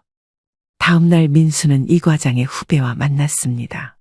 그 사람의 증언은 더욱 충격적이었습니다. 저도 처음에는 요즘 시대가 그런가 보다 했어요. 그런데 주변에 물어보니까 아무도 그런 식으로 안 하더라고요. 신혼여행도 한 달씩 가자고 하고 예식장도 무조건 강남에서 하자고 하고 모든 게 돈이 많이 드는 쪽으로만 하려고 하더라고요. 이 과장의 후배가 전해주는 말은 충격 그 자체였습니다. 민수 씨는 박 씨에게 들은 이야기와 똑같다는 생각이 들었습니다. 심지어 다른 남자와도 이러한 일이 있었다는 말에 모든 퍼즐이 맞춰지는 기분이 들었습니다. 수정 씨가 이런 일을 반복하고 있었던 것입니다. 혹시 그 이전 남자분도 연락 가능한가요? 연락해 볼게요. 아마 만나자고 하면 만나줄 거예요. 본인도 다른 사람이 같은 피해를 당하는 걸 원하지 않을 테니까요. 며칠 후 민수는 수정 씨의 이전 남자친구도 만났습니다. 그의 증언은 더욱 구체적이었습니다. 김수정 씨 가족은 이런 걸 계획적으로 해요. 처음에는 사랑하는 척하다가 결혼 얘기가 나오면 갑자기 돈 이야기를 꺼내죠. 종이에 가전제품 리스트까지 가져와서 말해요. 그 말을 듣던 민수는 소름이 돋았습니다. 박 씨와 민호가 겪은 것과 완전히 똑같았기 때문입니다. 민수는 집에 돌아와서 어머니와 동생을 불렀습니다. 이제 진실을 말할 때가 왔다고 생각했습니다. 엄마, 민호야, 할 말이 있어. 뭔데? 수정이에 대해서 알아봤는데 심각한 문제가 있어. 형, 뭘 알아봤다는 거야? 수정이가 이전에도 다른 남자들과 똑같은 방식으로 했어. 우리가 겪은 일이 처음이 아니라는 뜻이야. 박 씨는 역시 그럴 줄 알았다는 표정이었고, 민호는 믿을 수 없다는 표정이었습니다.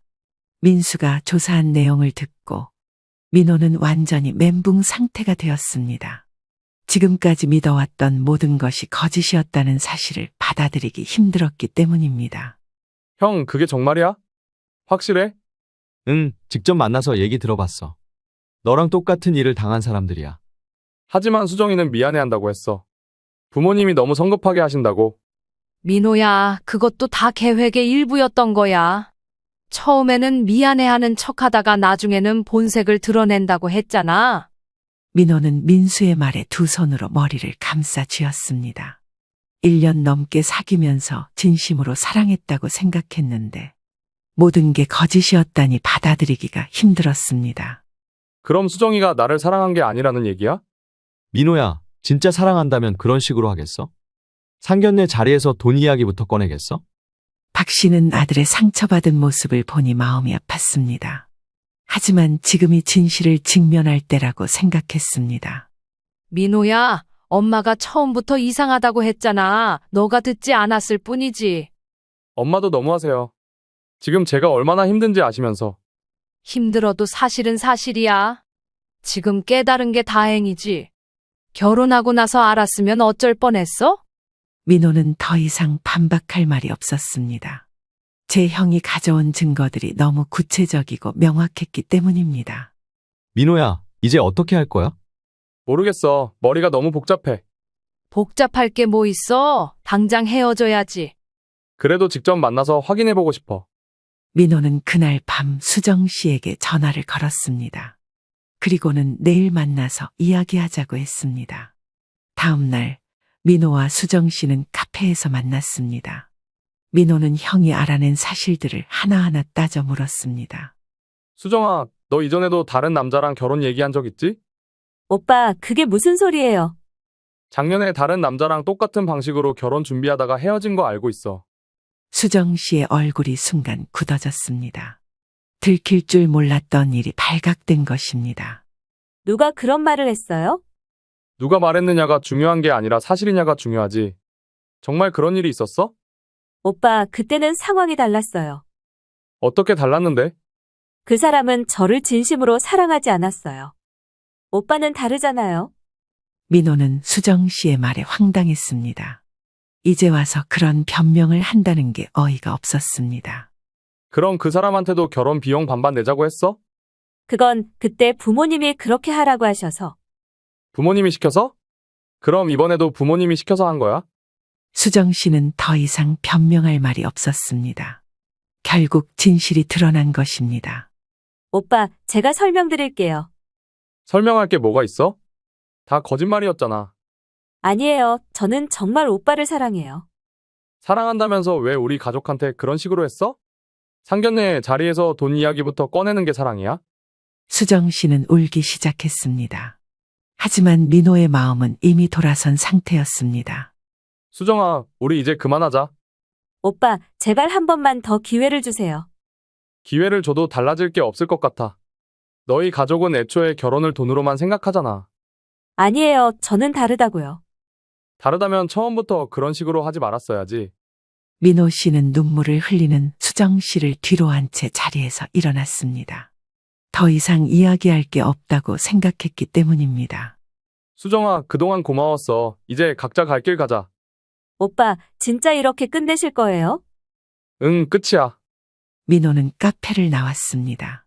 뒤에서 수정 씨가 부르는 소리가 들렸지만 돌아보지 않았습니다.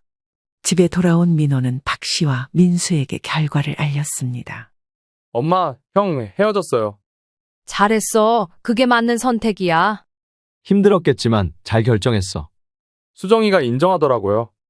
이전에도 그런 일이 있었다고. 역시 그랬구나. 엄마 직감이 맞았어. 죄송해요. 엄마, 제가 너무 어리석었어요. 괜찮아. 미리 알게 되어서 다행이지. 그날 이후 민호는 며칠 동안 많이 힘들어했습니다. 1년 넘게 진심으로 사랑했다고 생각했던 사람이 사실은 자신을 이용했다는 것에 충격을 많이 받은 듯 했습니다. 박 씨는 아들을 위로하면서도 마음 한편으로는 다행이라고 생각했습니다. 만약 결혼을 했다면 평생 고생했을 테니 말입니다. 민호야, 세상에는 좋은 사람들이 더 많아. 진짜 좋은 사람을 만날 거야. 네, 엄마, 이제 정신 차렸어요. 민호는 그제서야 자신이 얼마나 위험한 상황에 있었는지 깨달았습니다. 민호와 수정 씨가 헤어진 지 일주일 후 예상치 못한 일이 벌어졌습니다. 수정 씨 아버지가 갑자기 박 씨에게 전화를 걸어온 것입니다. 저 수정이 아버지입니다. 아, 네, 무슨 일이시죠? 우리 애들이 헤어졌다고 들었는데 이게 무슨 일인가요? 박 씨는 갑작스러운 전화에 당황했습니다. 수정 씨 측에서 먼저 연락을 올 줄은 몰랐습니다. 그게 서로 생각이 다른 것 같아서 그렇게 된 것 같은데요. 어머님, 저희가 뭘 잘못했는지 모르겠어요. 혹시 상견례 때 무슨 말씀을 잘못 드렸나요? 아니요, 그런 건 아니고. 그럼 왜 갑자기 헤어지자고 하는 건가요? 우리 수정이가 얼마나 상처받았는지 아세요? 박 씨는 수정 씨 아버지의 뻔뻔스러운 태도에 기가 막혔습니다. 자신들이 무엇을 잘못했는지 정말 모르는 것 같았습니다. 말씀드리기 어려운데 민호가 결정한 일이라서요. 어머님이 민호 군을 부추긴 거 아닌가요? 분명히 어머님이 반대하셨을 거예요. 제가 부추긴 게 아니라 민호가 스스로 판단한 거예요. 그럼 우리가 뭘 잘못했다는 건가요? 상견례 때 예의에 어긋나는 행동을 했나요? 박 씨는 자신들의 행동이 얼마나 문제였는지 전혀 모르고 있는 이 상황이 답답하기만 했습니다. 결혼 비용을 반반 내자고 하신 것부터가 그게 뭐가 문제예요? 요즘은 다 그렇게 해요. 어머님이 너무 옛날 생각에 사로잡혀 계신 거 아닌가요? 이때 옆에서 조용히 지켜보고 있던 큰아들 민수가 어머니 옆에 있다가 전화를 바꿔 받았습니다. 안녕하세요. 민호 형입니다. 안녕하세요. 그럼 이 일을 어떻게 해결하면 좋을까요? 해결할 게 없을 것 같은데요. 이미 끝난 일이니까요. 혹시 저희에 대해서 무슨 오해를 하고 계신 건 아닌가요? 오해가 아니라 사실을 알게 된 거죠. 무슨 사실을 말씀하시는 건가요? 수정 씨가 이전에도 다른 남자와 똑같은 일을 했다는 사실 말이에요. 전화 너머로 잠시 침묵이 흘렀습니다. 수정 씨 아버지가 할 말을 찾지 못하는 것 같았습니다. 그때는 상황이 달랐어요. 어떻게 달랐나요? 똑같은 방식으로 하셨잖아요. 그 남자가 우리 수정이를 진심으로 사랑하지 않았어요. 그럼 진심으로 사랑하지 않으니까 돈을 더 많이 내야 한다는 말씀이신가요? 수정이 아버지는 더 이상 변명할 말이 없었습니다. 논리가 맞지 않는다는 걸 스스로도 알고 있는 듯했습니다. 그리고 상견례 자리에서 가전제품 리스트를 가져오시는 분들은 처음 봤어요. 그건 미리 준비해서 효율적으로 하려고 한 거예요. 효율적으로요? 결혼을 사업으로 생각하시는 건가요? 그게 아니라 죄송하지만 더 이상 통화할 이유가 없을 것 같네요. 민수가 전화를 끊으려고 하자 수정 씨 아버지가 급하게 말했습니다.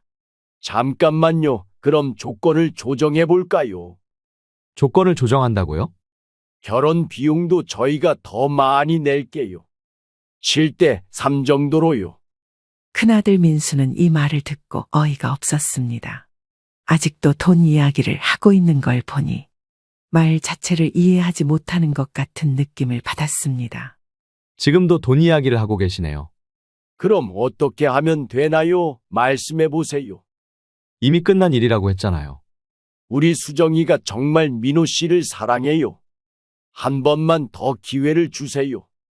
사랑한다면 처음부터 그런 식으로 하지 말았어야죠. 그렇게 말한 민수는 그대로 전화를 끊어버렸습니다. 그리고는 박 씨를 바라보며 말했습니다. 엄마, 저 사람들 정말 끈질기네요. 그러게 말이야. 자기들이 뭘 잘못했는지도 모르면서. 포기 안 하고 계속 연락 올 것 같은데요. 그럼 민호한테 미리 말해둬야겠다. 박 씨는 이 일이 쉽게 끝나지 않을 것 같다는 불안감이 들었습니다.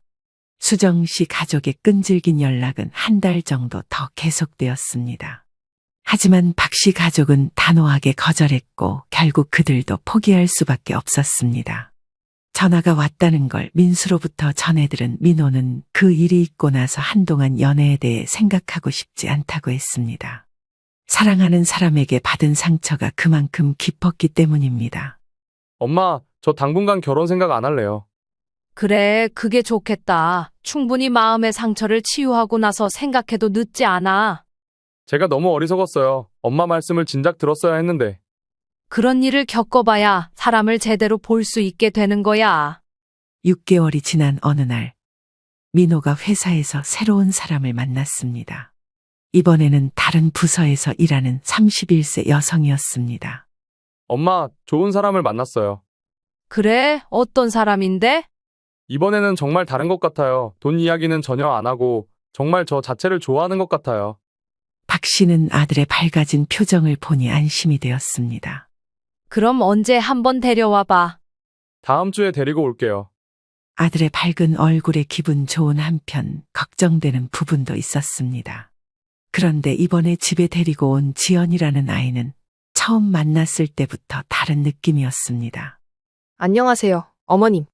민호 오빠가 어머님 이야기를 정말 많이 해주셔서 꼭 뵙고 싶었어요. 어머, 예쁘네. 민호가 좋은 사람 만났구나. 저야말로 좋은 분을 만나서 감사해요. 민호 오빠가 어머님을 정말 많이 생각하시더라고요. 대화를 나누면서 박 씨는 지연 씨가 수정 씨와는 완전히 다른 사람이라는 걸 느꼈습니다. 무엇보다 돈과 관련된 이야기는 전혀 나오지 않았습니다. 어머님, 저희가 결혼하게 된다면 제가 부족하지만 민호 오빠 잘 챙기고 어머님께도 효도하겠습니다. 아이고, 고마운 말이네. 그런 마음만 있으면 충분해. 그리고 저희 부모님도 어머님 뵙고 싶어 하세요. 언제 시간 되시면 인사드리러 오고 싶다고 하시더라고요. 박 씨는 지연의 말에서 진정성을 느꼈습니다. 자연스럽고 예의 바른 태도가 마음에 들었습니다. 3개월 후 지연의 부모님과 상견례를 했습니다.